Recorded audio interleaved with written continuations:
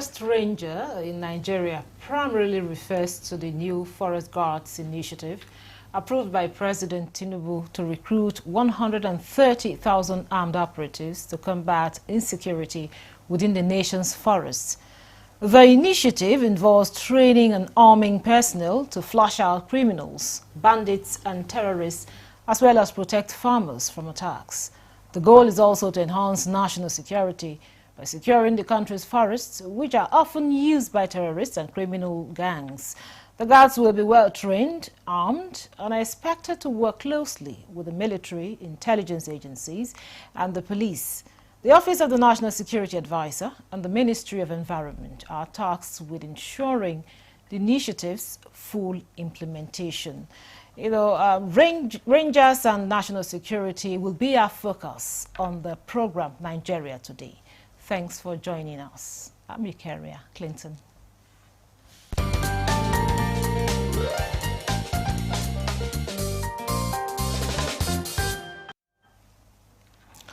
With me in the studio for the conversation is Dr. Ibrahim Goni, the Conservator General, National Park Service. It's a pleasure to have you. Thank you, today. Madam. Good evening. Thank you for having me.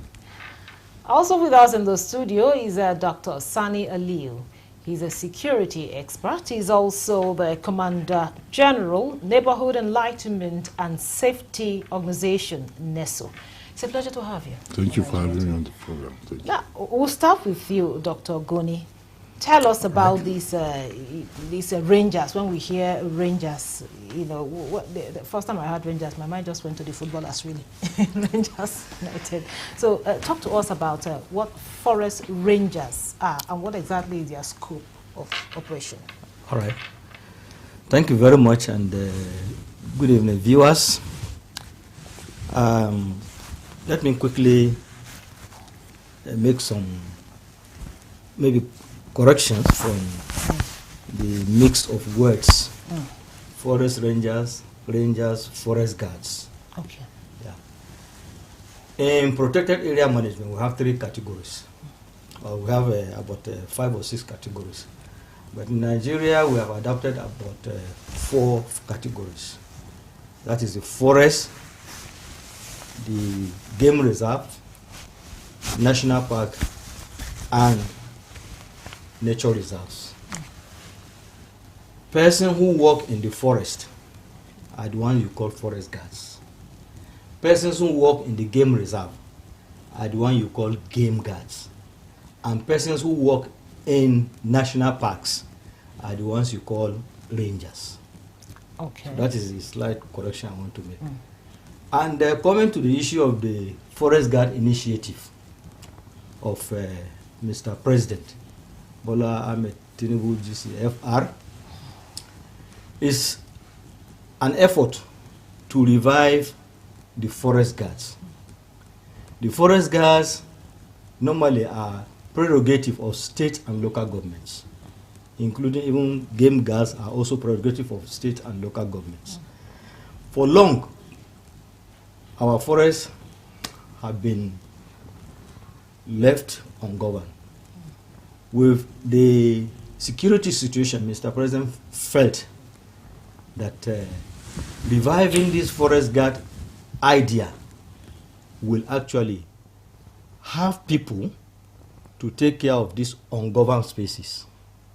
So this is the reason he brought the idea of the Forest Guard initiative, which is a collaboration between the state governments and the federal government. This collaboration entails that the state will recruit because they are closer to the local government are closer to the community, and they know who is who in the community. So that they do the recruitment, hand over the recruited officers to the federal government to train, arm them, then send them back to every person's village with the impression that they are born there, so they know the terrain. And like you have said in your introduction, the forest guard are going to work in conjunction with other security outfits. Thank God we have the Commander General of the Neighborhood Watch. So these are the kind of agencies the forest guards are going to work with. And the initiative is domiciled under the National Park Service. So this is the reason the forest guards are going to be under the National Park Service. But it is actually an initiative of the state and the federal government. So any person interested in becoming a forest guard should go back to his local government, should go back to his community, where he can write his name, you are screened, if you are found eligible, you are recruited. Okay, so the recruitment is still on, is that what you're saying? Yeah, for now, 7 states were selected for the pilot scheme. And these are Adamawa, Borno, Yobe, Sokoto, Kebbi, Niger, and Kwara. Okay. So a total of 5,323 were selected, screened, and trained. So, and after the training, you expect that is the first phase of the training. The second phase is going to be is in the offing, after which we are satisfied that yes, they have been fully baked. They can now be redeployed to their local governments and states. Oh, okay, thank you, Dr. Goni. Now, Dr. Lee, you've heard, of course, what Dr. Goni said as a security expert. What do you think of this initiative? Well, first of all, I must congratulate Mr. President Bola Ahmed Tinubu for this great initiative. Nigeria has been suffering from incessant terrorism, banditry, and so on and so forth. Again, we are a country that we are supposed to be leaders in Africa. But this issue of terrorism and banditry has placed Nigeria to be the 6th most terrorized nation today by the global index, terrorism index, GTI. So it is very, very disturbing that Nigeria is number 6 as the most terrorized country, given to the fact that when you are talking about military operations, after Egypt, Algeria, Nigeria becomes third.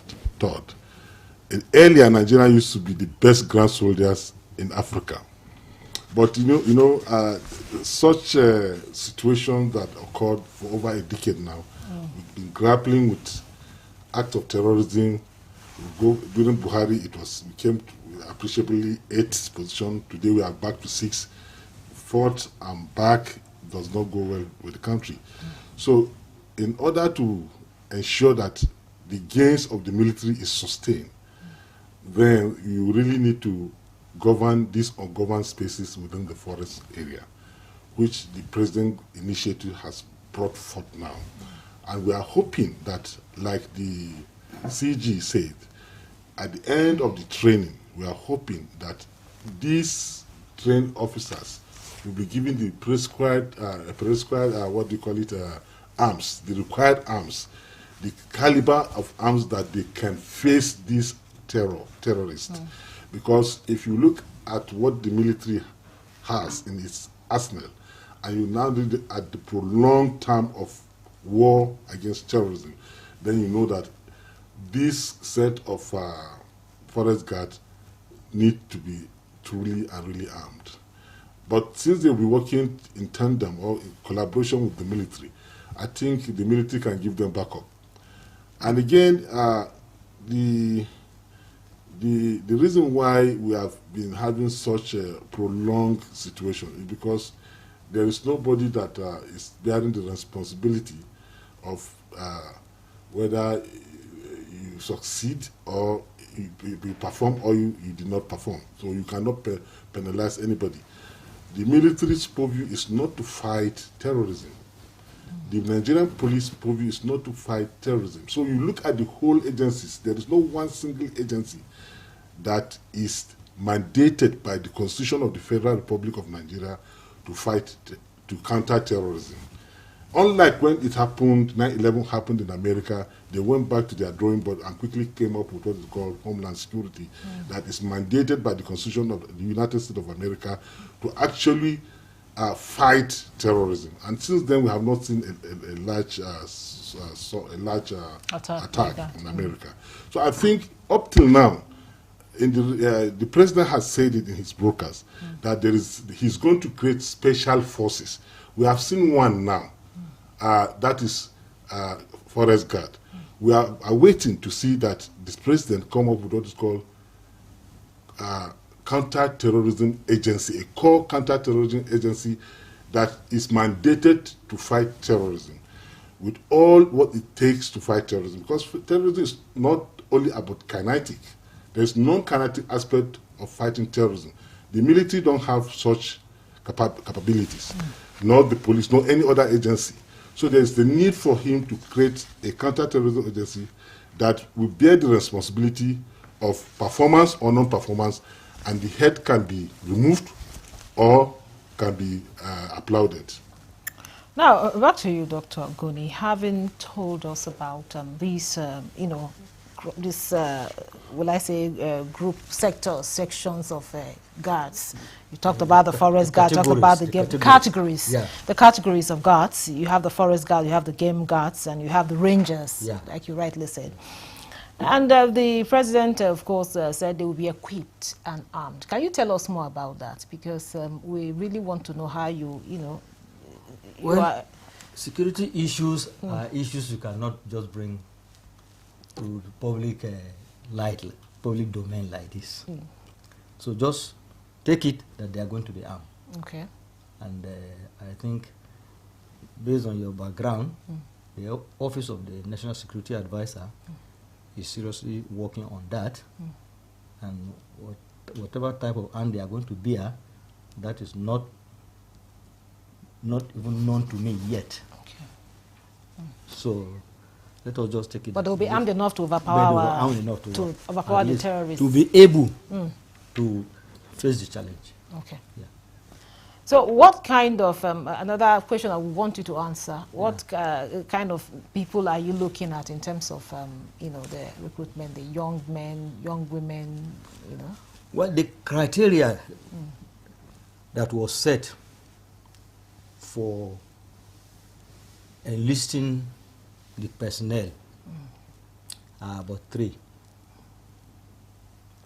or maybe 5, but 3 are most important. 1, you must come from an area that has a forest reserve. If your local government does not have a forest reserve, you do not have any business becoming a forest guard. 2, you must have indigenous knowledge. Indigenous knowledge of the forest and its resources and its sociology, the people surrounding it.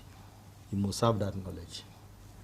And 3, you must be able to at least, you should have acquired some element of education. It could be primary, it could be SSCE, but at least you must have that element of education to enable you use navigational materials while in the forest. If you don't have that knowledge, you may not be able to navigate yourself, you may not be able to even identify certain features and marks.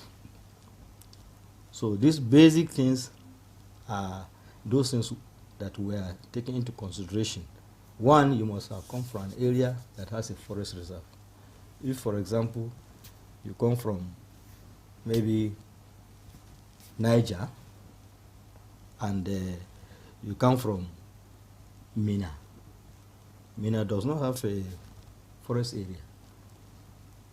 So you have no business going to Kontagora that has a forest area or going to Borgu that has a forest area.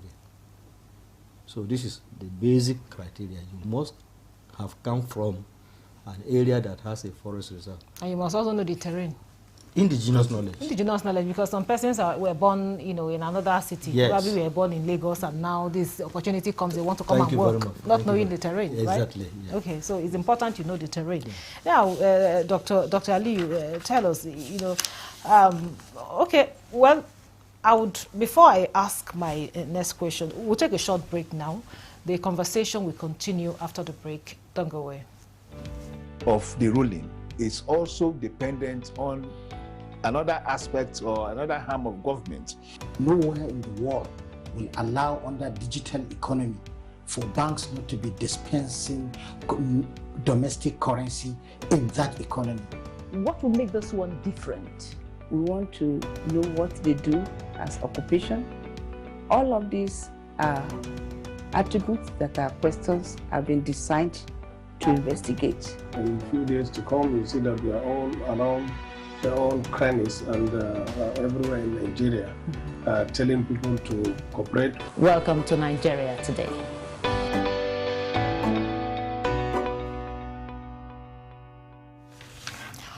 Welcome back. In case you are just joining us, this is Nigeria Today, and we are looking at rangers and national security. And I have two gentlemen here in the studio with me for the conversation. Now, back to you, Dr. Leo. Dr. Goni, of course, have opened our eyes to what is obtainable, what is about to happen, or what is happening already. Now, from your own perspective as a security expert, what are the likely challenges they are, they are to face, or they're likely to face in carrying out their duties? Now, this is number one. Now, number two is how best can, these categories of guards, carry out their duties, or how best will they navigate the murky waters of insecurity that experts have said, if we are not careful, will drown us as a country? Well, first of all, I must congratulate the people who thought out using the locals who have forest areas within their community, because it matches up with what NASO is doing. NASO is an organization that has domesticated all its officers within its community. Members of NASO operate within their community. They don't go out of their community. And that's why we are able to have first-hand classified intelligence regarding terror and so on and so forth. So what the government is doing today is exactly how to sniff out this and protect these areas. Because the moment there are three important keys to security. When Borno was suffering from act of terrorism, and the Nigerian army were grappling with how to identify the terrorists within the Borno municipal, that's how we brought up what is called the initiative of civilian JTF, using the locals together to help the Nigerian army identify who is a Boko Haram. And that worked out a lot, because at the end, Boko Haram has no space again within the Maiduguri metropolitan area than to withdraw back to Sambisa forest. That is how they emancipated into the forest, because of the strategy of using the locals to. They go into the same school, they go into the same Islamia, and so on and so forth. So if you are misbehaving, they know who is who. Who is a visitor in the community, who is a stranger, are you just coming? They know everybody. So this strategy first that the government is using is one of the key to the success of these operations. Secondly, the idea of you must go to school will help again to quicken the operations results. And so if you are looking at this, I'm seeing more of successes than challenges, although there is nothing that will not have its own kind of challenge. And the only other thing I will advise the government is to make sure they know the character and behaviors of those people those recruits that they are going to recruit. When we were doing our recruiting in NASO, armed robbers came to be part of NESU, including Boko Haram members. We were able to identify them. Why? Because of our spread. So when you are applying, we carry out background check on each and every person, to his local area, to his family, to the local chief, to identify what is the character and what are the tendencies of these persons. Because you may go and now bring in Boko Haram as members of Forest Guard, and you think you are going to succeed. They will always give information on how to kill those guys. So the government must be very careful. They must play a very important role of background check. Follow each and every person you want to recruit to his own village, to his own area. What has his stripes? What has been his behavior, and so on and so forth. We did recruitment in Abuja here. Some armed robbers in Lagos came to our recruitment center, but because our Lagos command, we are following each and every applicant. We now identify this name is an armed robber, this person is an armed robber. So when they came to Suleja here, where our training school was, we were able to identify and arrest them and then hand them over to the police. So these are the kind of things that will give quality to what the government is doing now. That's my advice. So, Dr. Goni, of course, you heard what he said. Are there measures? I don't really want you to go in details because now I don't want you to let out the cat out of the bag. But, you know, we just want to hear a little bit of any measures in place to ensure that you do your due diligence in terms of identifying those that will become forest guards. He has already said it. And if I may add, the selection is community-based. The ward head, the village head, the district head. So the selection starts from the ward head, who will attest that he is so and so man's son from so and so credible family. Then it goes to the village head to confirm what the ward head has said. Then the district head signs, confirming that yes, they know his beginning, just like the Commandant General has said. Apart from that too, there are background checks by other security agencies, because community have done theirs, and you'll be surprised that the security agency may have more information than even that is possessed by the community chiefs. So, and in that case, they have to turn back the applicant. Then you start asking why. But this is not, you are not going to be told why. Why? The issue is he's not qualified. He's not qualified. So, yes. Thank you. So, of course, in doing this, we will not have people of questionable character coming to, work as our security, as security guards. Oh, with that, thank you very much, gentlemen. I had Dr. Ibrahim Goni, Conservator General, National Park Service. Thank you so much. Thank you very much for sharing your thoughts with us. And Dr. Sani Liu, a security expert, and also Commander General, Neighborhood Enlightenment and Safety Organization, NESO. Thank you so much for coming. Thank you for having us. And thank you for being part of the program. I'm Eukaria Clinton. Goodbye.